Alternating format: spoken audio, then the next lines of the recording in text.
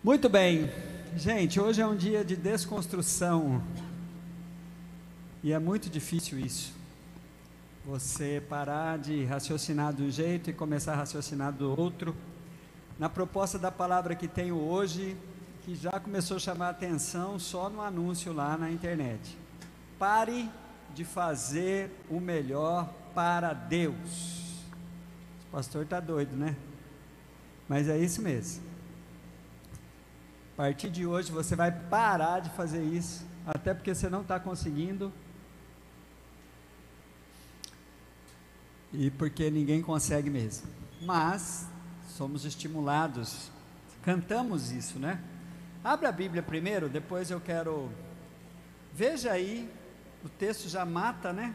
João 15, 5, quando Jesus diz, o Evangelho de João, capítulo 15, versículo 5, quando Jesus diz: eu sou a videira, vocês são os ramos, se alguém permanece em mim, eu nele, esse dá muito fruto, pois sem mim, vocês não podem fazer coisa alguma.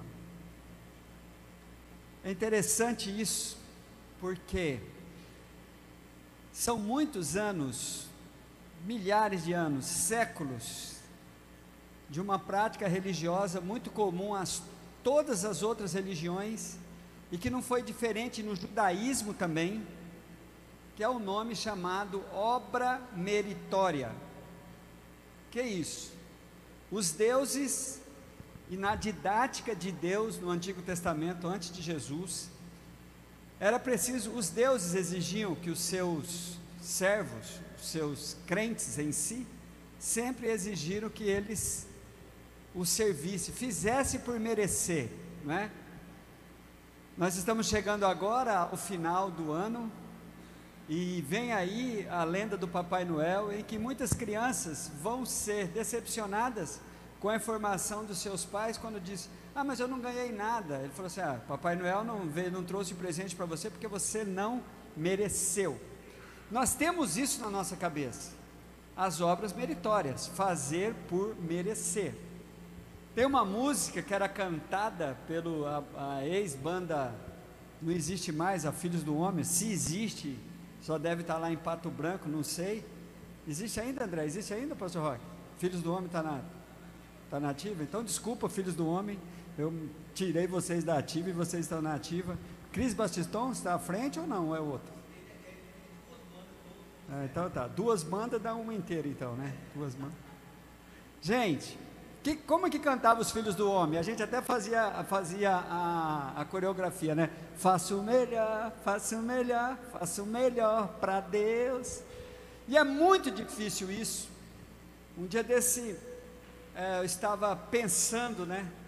Como que a gente solta uns raciocínios desses, mas na verdade, irmãos, eu fico assim muito na esperança que alguém pegue e fale: então eu vou parar de fazer isso. Por quê? Porque nós não devemos fazer o melhor para Deus. Nós devemos olhar para esse texto e aprender que nós devemos fazer o melhor com Deus, porque sem Ele não dá para fazer. Você vai abrir agora no texto mais lindo da Bíblia, considerado, cantado por muitos, 1 Coríntios 13. 1 Coríntios 13, que é o texto que vai nos falar sobre o amor, ele vai nos dar uma ideia de como nós precisamos parar de fazer o melhor para Deus e começar a fazer o melhor com Deus. Por quê? Porque é possível fazer muitas coisas com a intenção de estar fazendo para Deus, mas fazendo isso sem Deus, aí complica. O apóstolo Paulo nos traz esse raciocínio, quando ele, nesse hino lindo de 1 Coríntios, capítulo 13, ele começa então a falar sobre o amor.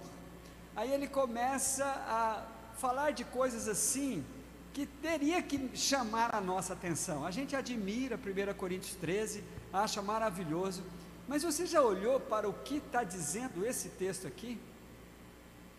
Pessoas, gente que está fazendo coisas supostamente maravilhosa dentro do contexto religioso ou dentro da sua prática de fé, mas sem Deus. E por que sem Deus? Pastor, não está falando de Deus aqui.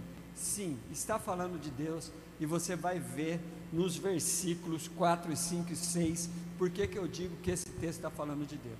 Vamos olhar para ele rapidinho, irmãos. Olha, ainda que eu fale a língua dos homens e dos anjos, se não tiver amor, serei como o sino que ressoa, ou como o prato que retine. Muito bem, dos sinais, dos dons de sinais que se tem, é o privilégio que muitos queridos têm de ter a experiência de falar línguas estranhas, né? Ou a língua dos anjos. Doutora Sandra, eu estou com o seu óleo no carro, tá bom? Então não esquece de pegar lá depois. Ainda que eu falasse a língua dos anjos, essa coisa, a gente parece que está cheio de unção de Deus, né? Quando nós somos visitados, movidos. Mas, gente, é possível você estar vivendo o maior charamanaia da sua vida e Deus não ter nada a ver com isso. Por quê? Por conta da ausência do amor. E o amor de 1 Coríntios 13 não é esse amor de relacionamento que temos uns entre os outros. E eu vou dizer por quê. Porque nas relações humanas, a gente tem muito que fazer por merecer. Nós não negamos que algumas pessoas não são merecedoras da minha bondade, porque elas não fizeram por merecer. Assim somos nós. Mas na nossa relação com o Senhor, não tem nada que nós possamos fazer que nos faça merecedor das suas bênçãos. Paulo vai dizer isso para nós, quando ele canta aquele hino maravilhoso, no final do capítulo 11 de Romanos, que ele diz assim: quem lhe deu primeiro, quem fez alguma coisa para ele, para que ele pudesse retribuir. Paulo vai repetir essa ideia em Atos capítulo 17, 25, quando ele está falando aos atenienses. Ele falou assim: ó, Deus não pode ser servido por mãos humanas, como se ele necessitasse disso. O grande desafio nosso é, a partir de hoje, a partir de agora, você se render a que tudo que você for fazer, faça com Deus e não para Deus. Porque quando nós abrimos mão, quando nós vamos nos esforçar para fazer as coisas para Deus, a gente se perde muito, a gente cai muito no campo do julgamento dos outros, não é? Então eu quero que você olhe para esse texto de 1 Coríntios 13, gente, e perceba aqui como é possível. Agora vai complicando a situação. Olhe para o versículo de número 2: ainda que eu tenha o dom de profecias e saiba todos os mistérios e todo o conhecimento, e tenha uma fé, olha que doideira, irmãos, capaz de mover montanhas, se eu não tiver amor, nada serei. Gente, como é possível? Parece que não dá liga, não é impossível fazer uma coisa dessa. É impossível o indivíduo chegar no... É possível porque a Bíblia está nos alertando contra isso. Quando você pega o capítulo 7 de Mateus, e você começa a ler ali a partir do versículo 21, nem todos que me dizem Senhor, Senhor entrará no reino de Deus, mas aquele que faz a vontade do meu Pai, esse entrará no reino de Deus. Porque muitos me dirão naquele dia: Senhor, em teu nome fizemos isso, em teu nome fizemos aquilo, em teu nome expulsamos o demônio, em teu nome fizemos milagres e muitas maravilhas. Você pode pegar lá, e no capítulo de número 22, Jesus vai falar assim: olha, apartai-vos de mim, porque vocês fizeram tudo isso sem mim. Vocês fizeram tudo isso com o coração cheio de iniquidade. Irmãos, é possível? É possível. Por isso é que o desafio que eu tenho para vocês hoje é uma desconstrução de você parar, se renda. Eu não vou fazer mais o melhor para Deus, eu vou fazer o melhor com Deus.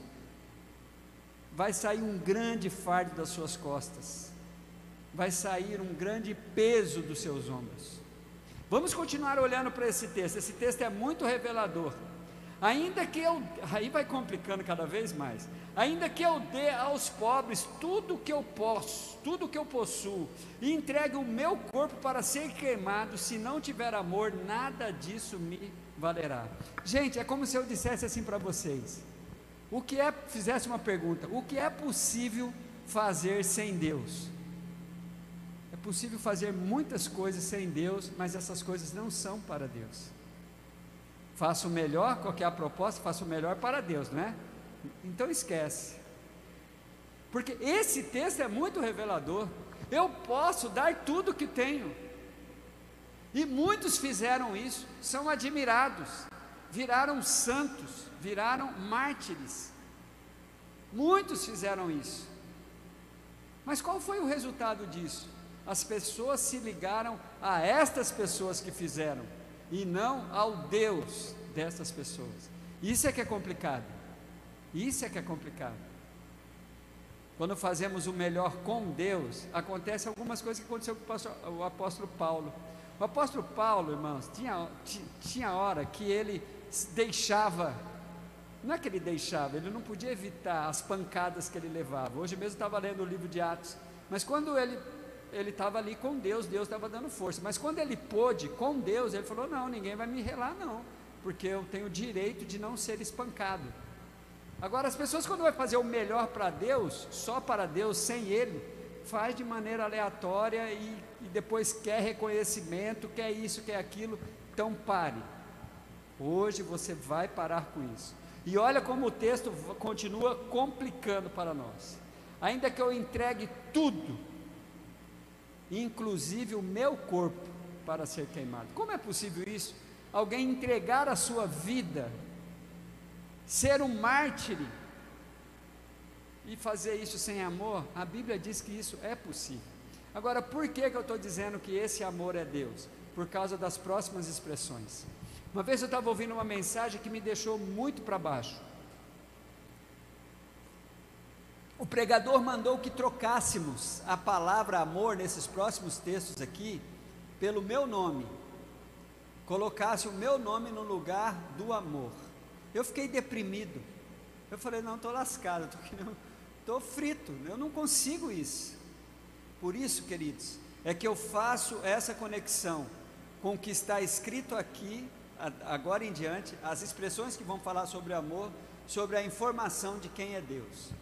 Você vai encontrar em 1 João 4, 7 e 8, inclusive a música cantada pelas nossas crianças, assim, amados, amemos nós uns aos outros, pois o amor procede de Deus. Estou lendo 1 João 4, 7, tá?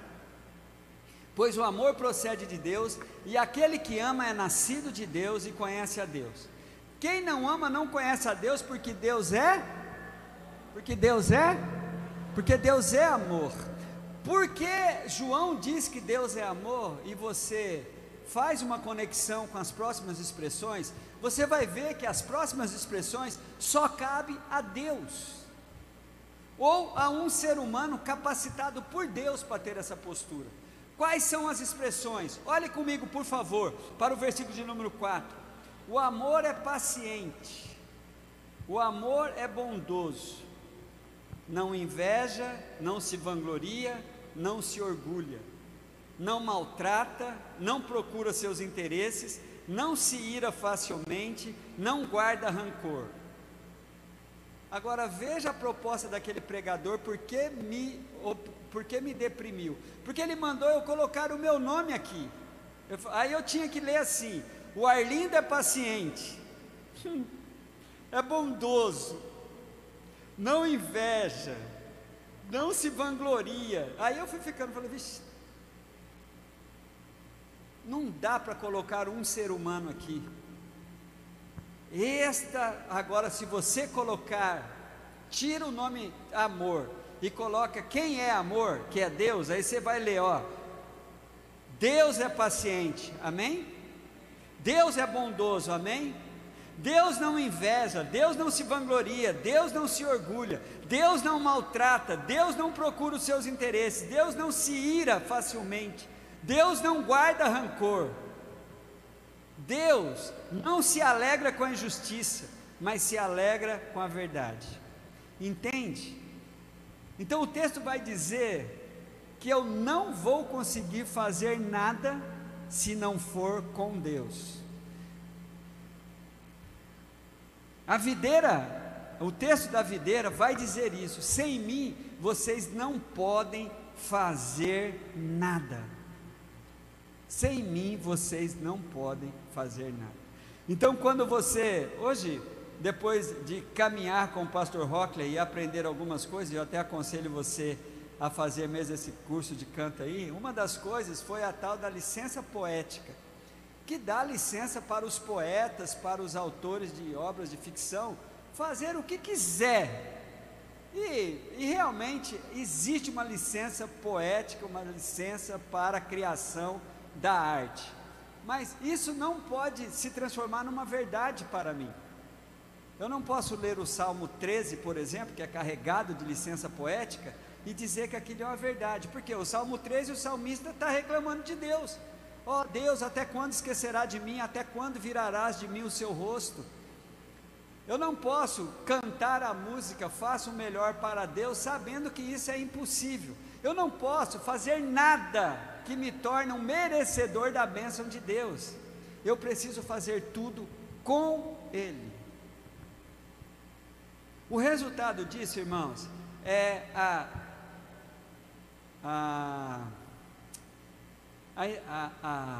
concretização da vontade de Deus em nossas vidas. O texto termina assim, essa primeira parte sobre Deus aí, ó. Tudo sofre, quem tudo sofreu por nós? O próprio Deus na pessoa de Jesus.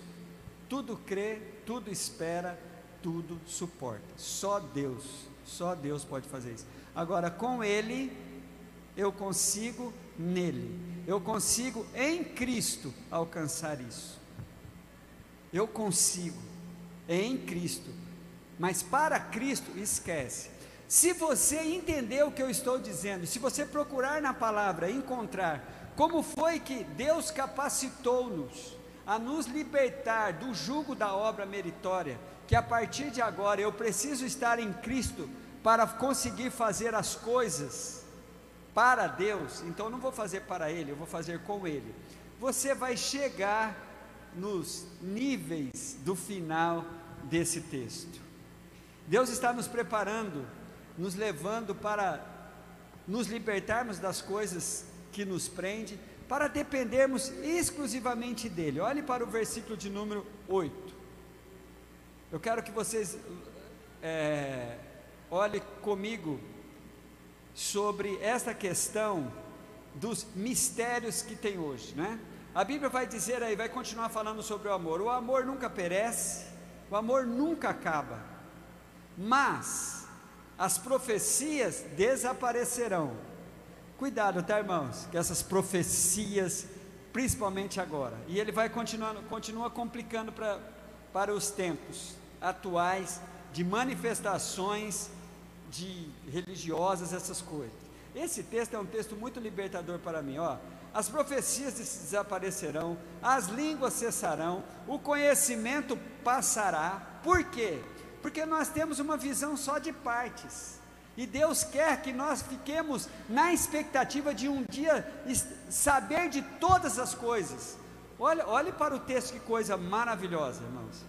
O amor vai nos levar para esta realidade. Pois, versículo 9, pois em parte conhecemos e em parte profetizamos. Quando porém vier o que é perfeito, o que é imperfeito desaparecerá. Olha que coisa mais linda.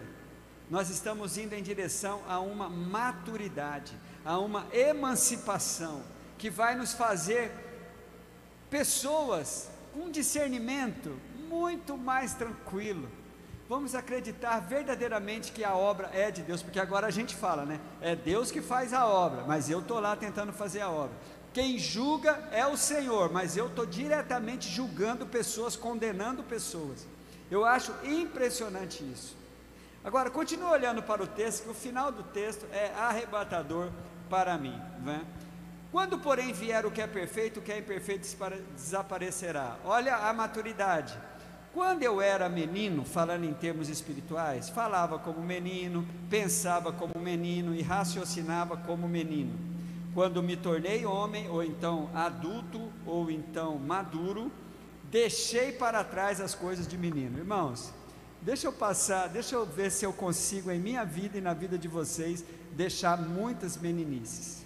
O menino é aquele, a humanidade é muito menina, ela ainda está presa muito às obras meritórias. Os nossos relacionamentos é relacionamento de troca, nós temos uma mente comercial. Essa meninice tem que deixar para trás, e não, você jamais ter medo de confiar, de que você vai fazer muito mais do que você está tentando fazer agora, quando você se dispõe a parar de fazer o melhor para Deus, e pedir para Ele, me ajude a fazer o melhor para Ti. Essa meninice tem que ficar. Quando eu era menor, eu pensava que, mas pastor, eu sempre pensei que eu tinha que fazer por merecer. Você pergunta para alguns crentes, aí irmão, você tem a certeza da salvação? Certeza da salvação não tem não, mas eu estou tentando ver se eu mereço. Meu irmão, não merece. A salvação é totalmente de graça mesmo. Ninguém vai merecer a salvação em Cristo Jesus. Então essa maturidade, essa emancipação, que a gente já não é mais esse menino, já não é mais essa criança. E aí geralmente vem um infeliz e fala assim, você é soltando a rédea, você fala isso, aí os crentes aqui não vai fazer nada mesmo. Os crentes já não estão fazendo nada, porque não estão fazendo com Cristo. Quando se faz com Cristo, irmãos, a gente vê, a gente sente, a gente vibra. Por que tem tanta encrenquinha na igreja? Porque falta gratidão, falta reconhecimento, falta um monte de coisa. Mas por quê? Porque muitas vezes eu nem vi o que você fez, mas acabei sendo ingrato contigo. Eu acho impressionante isso. Então hoje você vai deixar essa meninice para trás. Você pensa que você vai parar de fazer a obra de Deus? Não. Você vai começar a fazer a obra com Deus, e ela vai ser muito, muito mais.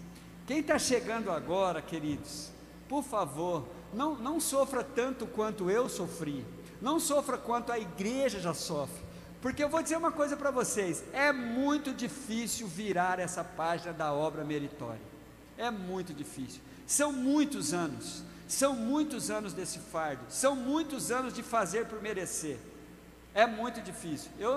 Se eu ganhasse uma alma hoje, que junto comigo topasse a parar de fazer o melhor para Deus, e começar a fazer o melhor com Deus, eu me daria por muito satisfeito, porque eu estou na luta ainda, eu estou na luta,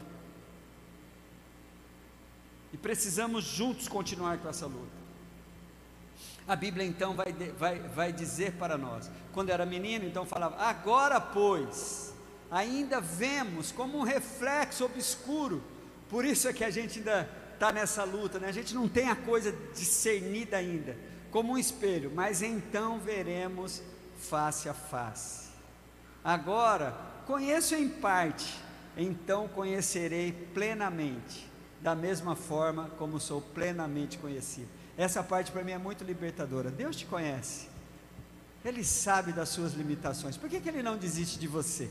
Por que Ele não para de te amar? Por que Ele não para de investir em você? Por que você está sempre sendo constrangido pelo Espírito Santo de Deus para você acertar? Porque Ele conhece você.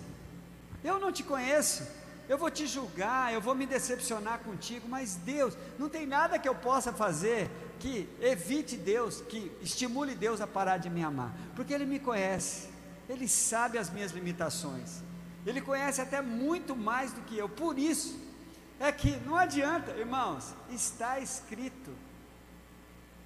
Se você pegar Romanos capítulo 11, você pegar Atos 17, 25, você vai pegar tantos outros textos, você vai ver o próprio Cristo dizendo, sem mim nada podereis fazer. O Deus que me conhece, sabe todas as coisas, conhece o meu andar, o meu levantar. Eu sou plenamente conhecido por esse Deus. E eu quero chamar a atenção de vocês, para a gente ir terminando esse raciocínio. Abra rapidamente lá em 1 João capítulo 4, que você vai ver as consequências de sermos invadidos por este amor de 1 Coríntios capítulo 13, a gente vê como é que isso, quais são os efeitos colaterais benéficos, né, que tem na nossa vida? Olha que texto lindo, irmãos. Assim conhecemos o amor que Deus tem por nós. Versículo 16 de 1 João 4. E confiamos nesse amor. Deus é amor. Todo aquele que permanece no amor, permanece em Deus e Deus nele. Dessa forma, o amor está aperfeiçoando em nós, para que no dia do juízo tenhamos confiança, porque neste mundo somos como Ele. No amor não há medo, pelo contrário, o perfeito amor expulsa fora todo o medo, porque o medo supõe castigo, não é? Eu não encontro um crente satisfeito com seu relacionamento com Deus. Eu estou devendo muito, muito medo assim. Mas quando você se deixa ser amado por Deus, quando você sabe que Ele te compreende, o amor constrange tanto que você começa a acertar naturalmente.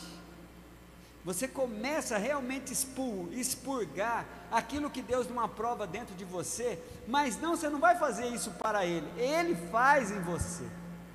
Continuemos lendo. No amor não há medo, pelo contrário, o amor expulsa o medo, porque o medo supõe castigo. Aquele que tem medo não está aperfeiçoado no amor. Olha o perigo, irmãs, olha o perigo. Você que se acha uma pessoa indigna, você que se acha, se o pregador faz essa pergunta aqui, se você morrer hoje, você tem certeza que você vai para o céu? Chega a dar um medo assim, será, velho?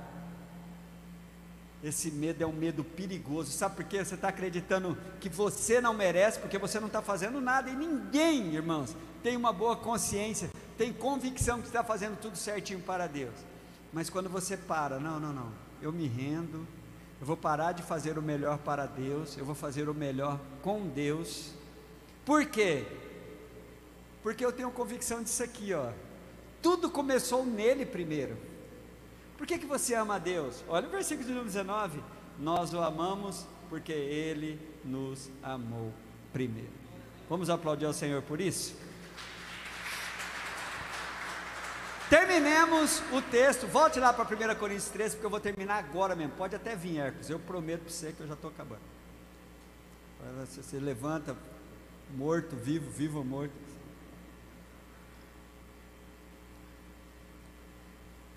O André dá uns toques para os caras assim, Roque, quando ele fala que está acabando, espera aí que ainda tem mais ou menos 15 minutos.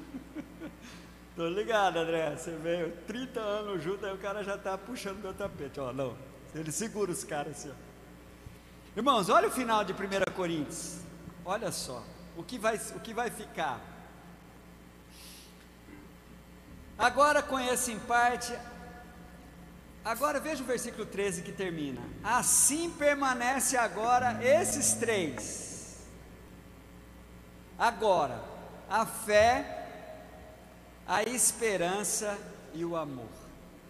O amor, o maior deles, porém, é o amor.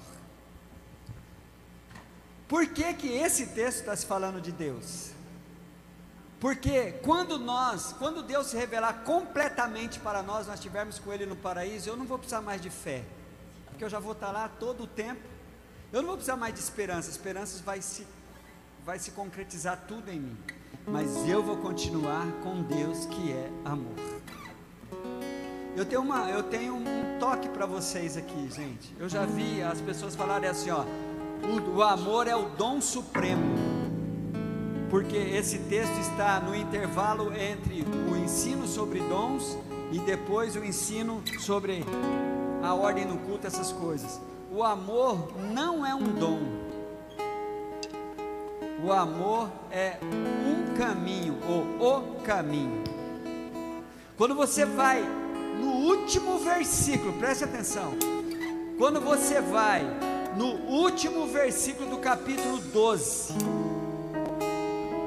capítulo 12, você vai dizer assim, versículo de número 31, passo agora a mostrar-lhe um caminho. A ideia é o caminho ainda mais excelente.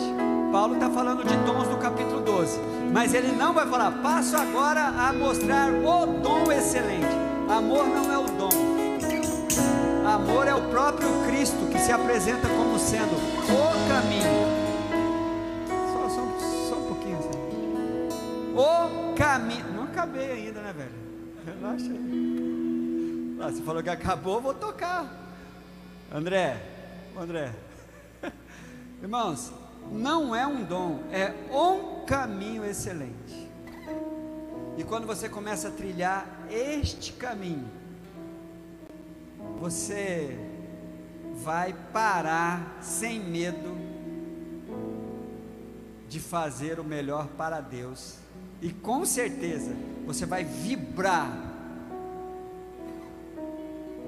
com a disposição de tirar esse fardo dos seus ombros e a partir de agora fazer o melhor com Deus. Melhor com Deus e não para Deus. Amém?